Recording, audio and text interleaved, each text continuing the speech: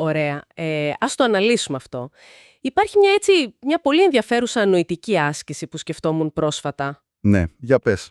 Ας πούμε ότι κάποιος στέκεται μπροστά σε ένα αριστούργημα της αναγέννησης, τη Μόνα Λίζα για παράδειγμα, και προσπαθεί να κατανοήσει το ιστορικό της πλαίσιο, τα συναισθήματα που εκπέμπει, την τεχνική του ζωγράφου. Καταλαβαίνω που το πας, ναι. Αλλά το προσπαθεί αυτό έχοντας τα μάτια του ερμητικά δεμένα με ένα μαύρο μαντίλι. Ακούγεται εντελώς παράλογο, σωστά? Βασικά είναι εντελώς αδύνατο, ναι. Ακριβώς. Κι όμως, αν το καλοσκεφτούμε, κάπως έτσι έχει προσεγγίσει η ανθρωπότητα την ίδια της την ιστορία και τον πολιτισμό για πάρα πολλούς αιώνες. Δηλαδή, έχουμε αναλύσει σχεδόν τα πάντα μέσα από το πρίσμα της όρασης. Ο διαφωτισμός, ο γραπτός λόγος, όλα αυτά. Ναι, η οπτική παρατήρηση κυριάρχησε απόλυτα. Και μέσα σε αυτήν την, αιμονή με την εικόνα, αγνοήθηκε σχεδόν ολοκληρωτικά ο απίστευτος πλούτος της ακουστικής μας εμπειρίας. Ουσιαστικά προσπαθούσαμε να κατανοήσουμε τον κόσμο φορώντας οτοασπίδες. Αυτό ακριβώς. Και αυτή είναι η κεντρική ιδέα πίσω από την έρευνα που αναλύουμε σήμερα. Βγάζουμε λοιπόν αυτές τις οτοασπίδες και κάνουμε μια βαθιά βουτιά σε ένα πραγματικά ογκώδες και επιδραστικό έργο. Μιλάω για το βιβλίο The Rootlets Companion to Sound Studies, σε επιμέλεια του Michael Bull. Είναι πράγματι ένα τεράστιο έργο. Είναι σαν ένας χάρτης για έναν διεπιστημονικό ωκεανό, όπου η ιστορία, η κοινωνιολογία, η τεχνολογία και η τέχνη συναντιούνται. Και ο στόχος μας σε αυτή την ανάλυση δεν είναι να μιλήσουμε για συχνότητες και ντεσιμπέλ. Σωστά, δεν θα κάνουμε μάθημα φυσικής. Ακριβώς. Στόχος είναι να κατανοήσουμε πώς ο ήχος είναι ένα βαθιά κοινωνικό και πολιτισμικό κατασκεύασμα, το οποίο ουσιαστικά διαμορφώνει την εξουσία, τον χώρο και τον ίδιο τον τρόπο που αντιλαμβανόμαστε την πραγματικότητα. Και είναι μια κρίσιμη αλλαγή οπτικής, ή μάλλον ακουστικής γωνίας, αν μπορούμε να το πούμε έτσι. Γιατί ιστορικά η επιστημονική κοινότητα προσέγγιζε τον ήχο με έναν πολύ στεγνό εργαστηριακό τρόπο. Δηλαδή, τον έβλεπαν καθαρά ως μαθηματικά. Ναι, ως ένα πρόβλημα φυσικής. Είχαμε σπουδαίους ερευνητές όπως ο Χέρμαν Βον Χέλμχολτς τον 19ο αιώνα ή αργότερα ο Χάρβι Φλέτσερ. Αυτοί οι άνθρωποι μετρούσαν τα ντεσιμπέλ, ανέλυαν τα μήκη των ηχητικών κυμάτων, εστίαζαν αποκλειστικά στη φυσιολογία του αυτιού. Ήταν μια καθαρά μηχανική προσέγγιση. Απολύτως. Μια εξαιρετικά υπολογιστική ποσοτική προσέγγιση. Το αυτί θεωρούνταν απλώς ένας μηχανικός δέκτης. Ξέρεις, μια μεμβράνη που δονείται παθητικά. Όμως, αυτό που πετυχαίνει ο τομέας των ηχητικών σπουδών και αυτό που αναδεικνύεται περίτρανα μέσα στο βιβλίο, είναι μια ριζική μετατόπιση. Από το τι είναι ο ήχος, στο πώς τον ακούμε. Ακριβώς. Περνάμε από το τι είναι ο ήχος υλικά, στο πώς και το γιατί ακούμε. Όπως επισημαίνει χαρακτηριστικά και ο μελέτητής Χόλγκερ Σούλτσε, βιώσαμε μια καθοριστική στροφή. Αυτό που ονομάζει αισθητηριακή στροφή. Sensory turn, ναι. Η ακαδημαϊκή κοινότητα άρχισε να κατανοεί ότι η ακρόαση δεν είναι απλώς βιολογία, είναι μια ενεργητική, πολιτισμικά φορτισμένη πράξη. Μαθαίνουμε να ακούμε με συγκεκριμένους τρόπους, επειδή η κουλτούρα μας εκπαιδεύει να φιλτράρουμε αυτούς τους ήχους. Την κουλτούρα είναι το σημείο κλειδί. Για να το κάνουμε απολύτως χειροπιαστό, σκέφτομαι το εξής. Αν ο ήχος ήταν απλώς δονήσει στον αέρα, τότε γιατί η ίδια ακριβώς δόνηση προκαλεί τόσο διαφορετικές αντιδράσεις? Εννοείς ανάλογα με το πλαίσιο? Ακριβώς. Ας σκεφτούμε τον ήχο ενός ξυπνητηριού ή ενός συναγερμού. Η συχνότητα είναι ίδια, ο παλμός είναι ο ίδιος. Όμως, αν αυτός ο ήχος ηχήσει το πρωί, σημαίνει απλώς ότι ξεκινάει η μέρα. Καλά, ναι, είναι εκνευριστικό, αλλά μέχρι εκεί. Ναι. Αν όμως ηχήσει μέσα στη νύχτα, ξαφνικά προκαλεί τον απόλυτο τρόμο μιας διάρρηξης ή μιας έκτακτης ανάγκης. Είναι η ίδια φυσική πραγματικότητα, αλλά το συναίσθημα υπαγορεύεται από το πλαίσιο, την εμπειρία, τον πολιτισμό γύρω από αυτόν. Αυτό εγείρει ένα σημαντικό ερώτημα για το πώς βιώνουμε τον χώρο γύρω μας. Ο ήχος πάβει να είναι κάτι που απλώς συμβαίνει γύρω μας και γίνεται κάτι στο οποίο συμμετέχουμε. Σωστά. Και αν η ακοή είναι πολιτισμική, τότε τι συμβαίνει όταν όλοι αυτοί οι πολιτισμικά φορτισμένοι ήχοι γεμίζουν τους χώρους όπου ζούμε? Και κάπου εδώ μπαίνουμε στην έννοια του ηχοτοπίου, σωστά? Ναι, το περίφημο soundscape. Που είναι μάλλον από τις πιο γνωστές έννοιες του πεδίου. Είναι. Και συνδέεται άρρηκτα με τον R. Murray Schafer, ο οποίος στη δεκαετία του 70 ουσιαστικά εισήγαγε την ιδέα ότι το ηχητικό μας περιβάλλον δεν είναι απλώς τυχαίος θόρυβος. Μπορεί να μελετηθεί και να αξιολογηθεί σαν μια τεράστια διαρκής μουσική σύνθεση. Οπότε προσπάθησε να τους κατηγοριοποιήσει όλους αυτούς τους ήχους. Ακριβώς. Διαχώρισε τα περιβάλλοντα σε hi-fi, δηλαδή υψηλής πιστότητας, και low-fi, χαμηλής πιστότητας. Όπως λέμε στα ηχοσυστήματα. Ναι, δανείστε τον όρο. Σε ένα hi-fi περιβάλλον, όπως για παράδειγμα ένα απομονωμένο δάσος ή ας πούμε ένα ήσυχο χωριό πριν την εκβιομηχανισμό, η αναλογία σήματος προς θόρυβο είναι εξαιρετική. Μπορείς να ακούσεις τα πάτα καθαρά. Μπορεί να ακουστεί το θρώισμα των φύλων ξεκάθαρα ή τα βήματα κάποιου από μεγάλη απόσταση. Αντίθετα, στα low-fi περιβάλλοντα, όπως το κέντρο μιας σύγχρονης μεγαλούπολης, υπάρχει μια βιομηχανική υπερφόρτωση. Ένα συνεχής ακουστικός βόμβος. Ακριβώς, ένας βόμβος όπου οι μεμονωμένοι ήχοι χάνονται. Δεν μπορείς να ακούσεις τα βήματα του διπλανού σου γιατί καλύπτονται από την κυκλοφορία, τα κλιματιστικά, τα μηχανήματα. Μιλάει επίσης και για κάτι που ονομάζει σχιζοφωνία, που εμένα μου ακούγεται σαν ιατρική ή κλινική διάγνωση. Πώς ακριβώς μεταφράζεται αυτό? Τι παθαίνει δηλαδή ο ήχος? Είναι ένας εξαιρετικά ενδιαφέρον όρος. Ο Σέιφερ δανείζεται τη ρίζα της λέξης για να περιγράψει ένα τραύμα, μια απόσχηση. Σχιζοφωνία είναι βασικά η τεχνολογική αποσύνδεση του ήχου από την πηγή του. Δηλαδή όταν τον ηχογραφούμε. Ναι. Πριν την εφεύρεση της ηχογράφησης, κάθε ήχος ήταν δεμένος με τη στιγμή και τον χώρο που παραγόταν. Αν άκουγες ένα βιολί, υπήρχε απαραίτητα ένας βιολιστής μπροστά σου. Με τη σχιζοφωνία, ακούμε μια φωνή από ένα ηχείο στο σούπερ μάρκετ, ενώ ο άνθρωπος που τραγουδάει μπορεί να βρίσκεται σε άλλη ήπειρο. Ή ακόμα και να έχει πεθάνει. Ακριβώς. Και ο Σέιφερ θεωρούσε αυτή την αποκοπή κάτι το αφύσικο, μια πηγή άγχους για τον σύγχρονο άνθρωπο. Αλλά εδώ θέλω να σταθώ λιγάκι. Θέλω ίσως να φέρω μια αντίρρηση πάνω σε αυτή την προσέγγιση του Σέιφερ. Να τη φέρεις, γιατί την ίδια αντίρρηση φέρνουν και πολλοί μελετητές. Γιατί, εντάξει, αντιλαμβάνομαι το ρομαντισμό του δάσους και του καθαρού ήχου, αλλά μήπως η ίδια έννοια του θορύβου ή του μολυσμένου ηχοτοπίου είναι εντελώς υποκειμενική? Σε ποια βάση το ένωνες? Δηλαδή, αυτό που για τον Σέιφερ, έναν ακαδημαϊκό διανοούμενο ας πούμε, ήταν ένας απαράδεκτος βιομηχανικός θόρυβος, για έναν εργάτη εργοστασίου τη δεκαετία του 70 δεν ήταν απαραίτητα η χορύπανση. Σωστά. Μπορεί να ήταν ο ήχος της παραγωγής, ο ήχος της επιβίωσης, το μεροκάματο που εξασφάλιζε το φαγητό στο τραπέζι. Δεν κρύβει μια ελιτίστικη οπτική το να λέμε ότι μόνο οι ήχοι της φύσης είναι οι σωστοί. Αυτό είναι ένα εξαιρετικό σημείο και αποτελεί βασικά τον πυρήνα της κριτικής που του ασκούν σύγχρονοι μελετητές μέσα στο βιβλίο. Άρα δεν είμαι η μόνη που το σκέφτηκε. Όχι καθόλου. Η προσέγγιση του Σέιφερ, παρότι υπήρξε απολύτως πρωτοποριακή, έφερε μια υποβόσκουσα τάση για αισθητικό έλεγχο. Βασιζόταν σε ένα ρομαντικό, σχεδόν αντιαστικό ιδεώδες. Αντιμετώπιζε τη βιομηχανία και την πόλη ως παθολογίες που έπρεπε να θεραπευτούν. Ενώ η πόλη έχει τους δικούς τους ρυθμούς. Ναι. Και η σύγχρονη έρευνα μας λέει ότι δεν υπάρχει ένα ενιαίο αντικειμενικό ηχοτοπίο που οφείλει να είναι ήσυχο. Υπάρχουν πολλαπλά ηχοτοπία, τα οποία συχνά αλληλοσυγκρούονται στον ίδιο ακριβώς χώρο, ανάλογα με το ποιος τα βιώνει. Πολύ λογικό. Και παρεμπιπτόντως, υπάρχει ένα φανταστικό ιστορικό έβριμα στο βιβλίο από τον John M. Picker. Α, ναι, αυτό με την προέλευση της λέξης. Ακριβώς. Ανακάλυψε ότι ο όρος soundscape δεν εφευρέθηκε καν από τον Σέιφερ. Είχε χρησιμοποιηθεί ήδη από το 1907 σε ένα περιοδικό, αλλά ως ένα οπτικό λογοπαίγνιο. Περιέγραφε ένα γεωγραφικό τοπίο στον πορθμό του Long Island στη Νέα Υόρκη, το γνωστό Long Island Sound. Επομένως ξεκίνησε ως λογοπαίγνιο για έναν γεωγραφικό κόλπο και κατέληξε να καθορίζει την ακουστική οικολογία. Τρομερό.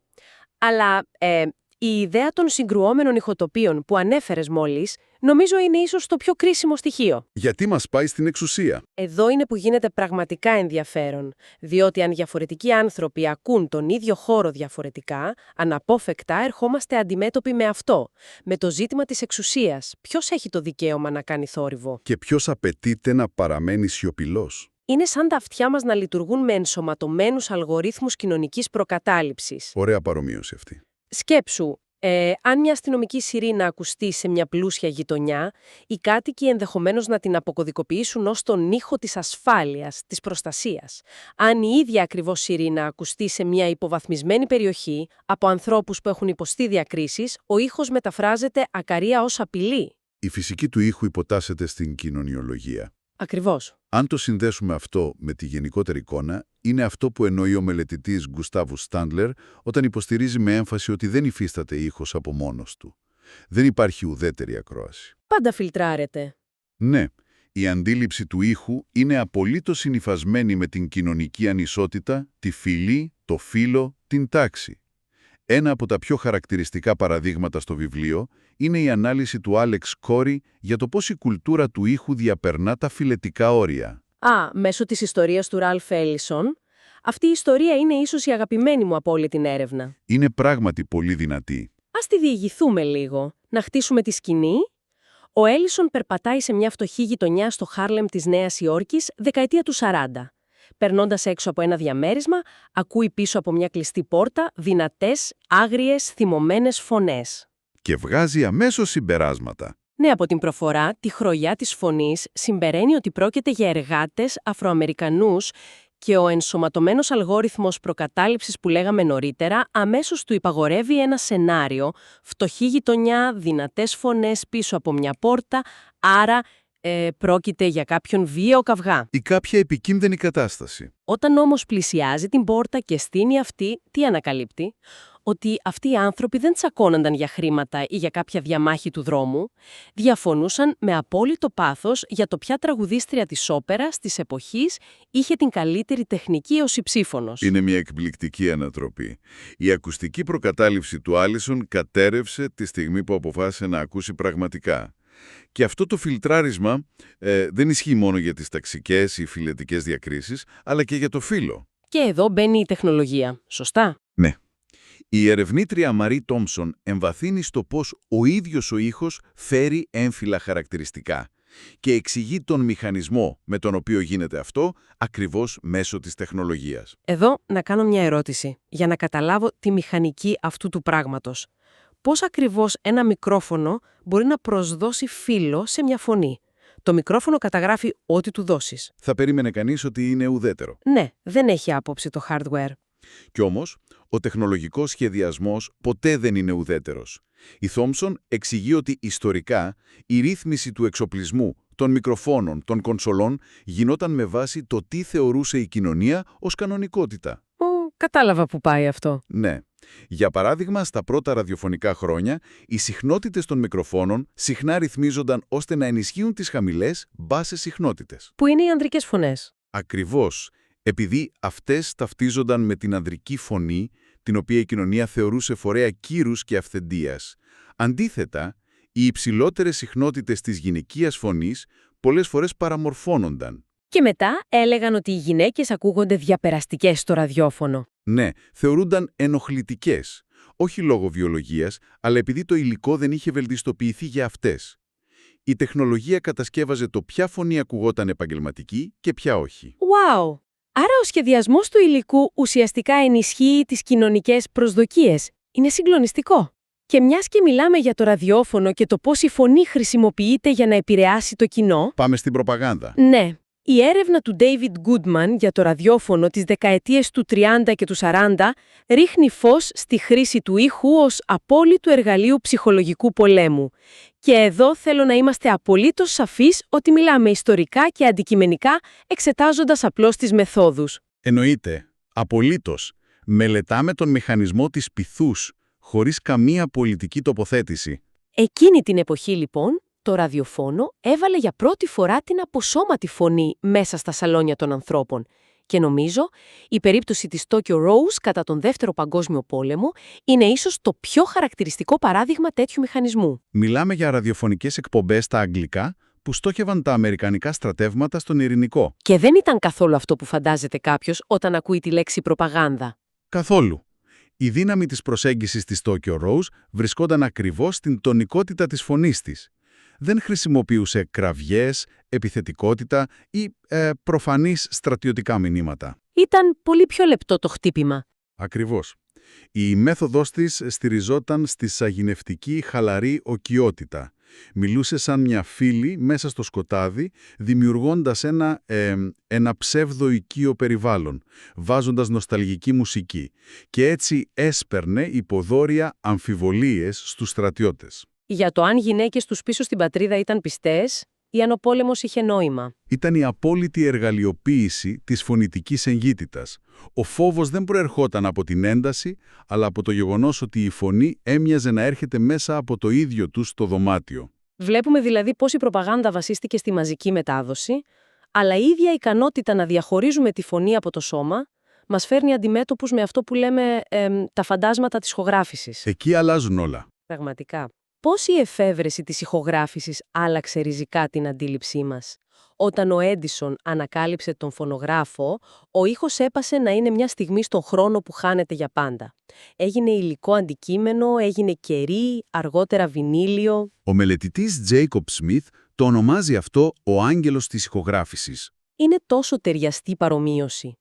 Αν σκεφτούμε τους πρώτους ανθρώπους που έβαλαν έναν δίσκο να παίξει στο σαλόνι τους και άκουσαν τη φωνή ενός συγγενή τους, Ή κάποιου που είχε πεθάνει. ναι, πρέπει να μοίαζε κυριολεκτικά με σεάνς, ένα τεχνολογικό φάντασμα μέσα στο ίδιο σου το σπίτι. Άρα η ηχογράφηση δεν απαθανάτησε απλώς την πραγματικότητα, αλλά μάλλον δημιούργησε μια εντελώς νέα. Είναι μια βαθιά υπαρξιακή αλλαγή, αναμφίβολα. Όμως πέρα από τον θαυμασμό, η ηχογράφηση έφερε στο προσκήνιο και τεράστιες δυναμικές εξουσίας, ειδικά στον χώρο της εθνογραφίας. Πού εμπλέκεται η εθνογραφία εδώ? Στα τέλη του 19ου και στις αρχές του 20ου αιώνα, πολλοί ερευνητές ταξίδευαν στον κόσμο για να ηχογραφήσουν ηθαγενείς πολιτισμούς. Θεωρούσαν τους εαυτούς τους διασώστες της αυθεντικότητας. Αλλά κάτι πήγαινε λάθος σε αυτό. Συχνά αγνοούσαν το ποιος κρατούσε το μικρόφωνο. Όταν ζητάς από κάποιον να τραγουδήσει τον ιερό του ύμνο μπροστά σε μια τεχνολογική συσκευή για να τον αρχιοθετήσεις, επιβάλλεις μια δυναμική ελέγχου. Η ηχογράφηση δεν ήταν απλώς αποτύπωση, ήταν οριοθέτηση του τι αξίζει να διασωθεί. Καταλαβαίνω. Το μικρόφωνο δεν είναι καθρέφτης. Είναι φακός δηλαδή. Και αυτό νομίζω ενισχύεται από το πώς μπορούμε πλέον να χειραγωγήσουμε τον ίδιο τον ήχο στο στούντιο. Αυτό εξηγεί ο Wayne Kostenbaum όταν μιλάει για τη χειραγωγήγηση του άξονα του χρόνου. Που σημαίνει? Ένας ακροατής στο σπίτι, παίζοντας με τις ταχύτητες ενός δίσκου, μπορούσε να επιβραδύνει μια γυναικεία φωνή, κάνοντάς την να ακούγεται ανδρική. Ή το αντίστροφο, παίζοντας με την ταυτότητα και το φύλο. Ναι, αυτό το κάναμε κι εμείς μικροί με τις κασέτες. Όμως η μεγαλύτερη αλλαγή ήρθε στα στούντιο ηχογράφησης. Ο James Lastra τονίζει ότι περάσαμε από την ηχητική αναπαραγωγή στην ηχητική αναπαράσταση. Δεν καταγράφουμε απλώς τι έγινε. Το σύγχρονο στούντιο δεν καταγράφει μια ζωντανή συναυλία. Ο Evan Eisenberg χρησιμοποιεί μια εξαιρετική μεταφορά εδώ. Λέει ότι οι ηχογραφήσεις είναι ακουστικά κολάζ, τεχνολογική μηνόταυρη. Ο τεχνολογικός μηνόταυρος. Τι φανταστική εικόνα. Ουσιαστικά σημαίνει ότι το αγαπημένο μας pop τραγούδι είναι ένα ακουστικό Frankenstein. Κάπως έτσι. Ο παραγωγός παίρνει τα καλύτερα 5 δευτερόλεπτα από το πρώτο ρεφρέν, την καλύτερη αναπνοή από τη δεύτερη λήψη, το πιο καθαρό σόλο από την τρίτη και τα ράβει όλα μαζί ψηφιακά. Αυτό που ακούμε δεν εκτελέστηκε ποτέ στην πραγματικότητα από έναν άνθρωπο σε μια συνεχόμενη λήψη. Είναι ένα υβρίδιο. Ένα τέρας τελειότητας. Και το ενδιαφέρον είναι ότι πλέον τα αισθητικά μας κριτήρια έχουν προσαρμοστεί σε αυτόν τον μηνόταυρο. Δηλαδή, κρίνουμε έναν τραγουδιστή σε μια ζωντανή εμφάνιση με βάση το αν μπορεί να φτάσει την τεχνητή τελειότητα που κατασκευάστηκε στο στούντιο. Έχουμε ορίσει ως φυσικό κάτι που είναι βαθιά τεχνητό. Ακριβώς. Αλλά αν η τεχνολογία αποσυνδέει τον ήχο από το σώμα με τόση ευκολία, η ανάλυση μας οδηγεί σε ένα ακόμα πιο ριζοσπαστικό ερώτημα. Για πες. Τι συμβαίνει όταν το ίδιο το σώμα αντιλαμβάνεται τον ήχο διαφορετικά από τον κυρίαρχο κανόνα? Αυτό που είναι συναρπαστικό εδώ είναι ότι οι σπουδές ήχου τα τελευταία χρόνια έχουν επεκταθεί για να συμπεριλάβουν και την κουλτούρα των κοφών. Την deaf culture. Ναι, αμφισβητώντας άλλη μια τεράστια προκατάληψη. Λοιπόν, τι σημαίνουν όλα αυτά? Είναι αλήθεια ότι έχουμε συνηθίσει να ταυτίζουμε την εμπειρία του ήχου αποκλειστικά με τα αυτιά μας, με τον κοχλία. Αλλά αν σκεφτούμε την εμπειρία μιας συναυλίας με έντονο μπάσο, Το νιώθεις παντού. ακριβώς. Ο ήχος δεν μπαίνει μόνο από τα αυτιά. Το νιώθεις να χτυπάει στο στέρνο σου, τον αισθάνεσαι να δονεί το ξύλινο πάτωμα, διαπερνά τα κόκαλά σου. Ακούμε στην πραγματικότητα με όλο μας το σώμα. Οπότε η ιδέα ότι οι άνθρωποι με προβλήματα ακοής ζουν σε έναν κόσμο απόλυτης σιωπής είναι μάλλον ένας μύθος. Είναι ένας μύθος που καταρρίπτεται απολύτως. Το έργο εικαστικών όπως ο Ντάριν Μάρτιν, το οποίο αναλύεται στο βιβλίο, εξερευνά ακριβώς τον ήχο ως πολυαισθητηριακή σωματική εμπειρία. Ο ήχος είναι ύλη. Είναι φυσικό φαινόμενο. Είναι μεταβολή της ατμοσφαιρικής πίεσης, είναι δόνηση που ταξιδεύει στον χώρο. Για την κουλτούρα των κοφών, η απουσία ακοής με τη στενή βιολογική έννοια δεν σημαίνει απουσία σχέσης με τον ήχο. Αντιλαμβάνονται τη δόνηση. Οι δονήσεις, η χωρική αντίληψη, η οπτική ρυθμικότητα, όλα αυτά αποτελούν μια πλούσια ηχητική εμπειρία. Και μέσα από αυτή την οπτική γίνεται φανερή και η ιστορική υποτίμηση της νοηματικής γλώσσας, όπου οι ακούοντες επέβαλαν για δεκαετίες την κυριαρχία του προφορικού λόγου. Ως τον μόνο σωστό τρόπο επικοινωνίας. Ναι. Ο ήχος λοιπόν γίνεται αντιληπτός ως ένα πολυδιάστατο, απτό, υλικό γεγονός. Είναι πραγματικά εντυπωσιακό πώς αποδομείται η ίδια η φύση της ακοής. Πέρα από τα αυτιά, πέρα από τα στερεότυπα. Και νομίζω κάναμε ένα πολύ μεγάλο ταξίδι σήμερα. Ξεκινήσαμε από τα ψυχρά ηχητικά κύματα του εργαστηρίου. Περάσαμε στα πολύπλοκα ηχοτοπία των πόλεων, τις πολιτικές διακρίσεις πίσω από τις φωνές, τα τεχνολογικά φαντάσματα και φτάσαμε στη σωματική δόνηση. Είναι πλέον προφανές ότι η καθημερινή εμπειρία του ήχου είναι ένα πλούσιο, κατασκευασμένο πολιτισμικό κείμενο. Ακριβώς. Και καθώς ολοκληρώνουμε, θέλω να σταθώ σε μια τελική σκέψη που αναδύεται μέσα από το κεφάλαιο των Τζούλιαν Χέντριξ και Χιλεγκόντα Ρίτφελντ. Ασχολούνται με την έννοια της ηχού, του αντίλαλου. Ωραία προσέγγιση. Στην αρχαία ελληνική μυθολογία, η ηχό ήταν μια νύμφη η οποία έχασε τη δική της φωνή και ήταν καταδικασμένη να επαναλαμβάνει απλώς τα τελευταία λόγια των άλλων. Αν το μεταφέρουμε αυτό στη σημερινή ψηφιακή εποχή, ζούμε σε έναν κόσμο όπου κάθε μας λέξη, κάθε ήχος που παράγουμε, ηχογραφείται και αποθηκεύεται σε διακομιστές. Για να αναπαραχθεί από αλγόριθμους. Ναι. Όταν το περιβάλλον στο οποίο ζούμε αρχίζει να αποτελείται όλο και περισσότερο από αυτές τις ηχογραφημένες, αλγοριθμικές επαναλήψεις, γεννιέται ένα ερώτημα. Μήπως σε αυτό το απέραντο ψηφιακό ακουστικό δάσος μετατρέπονται όλοι σταδιακά σε ατέρμονες ηχούς του ίδιου μας του εαυτού? Όταν ακούμε τη φωνή μας στον ψηφιακό κόσμο, ποια είναι τελικά η αληθινή πηγή αυτού του ήχου? Είμαστε εμείς που μιλάμε ή απλώς η ηχό μιας παλαιότερης εκδοχής μας που επαναλαμβάνεται στο άπειρο?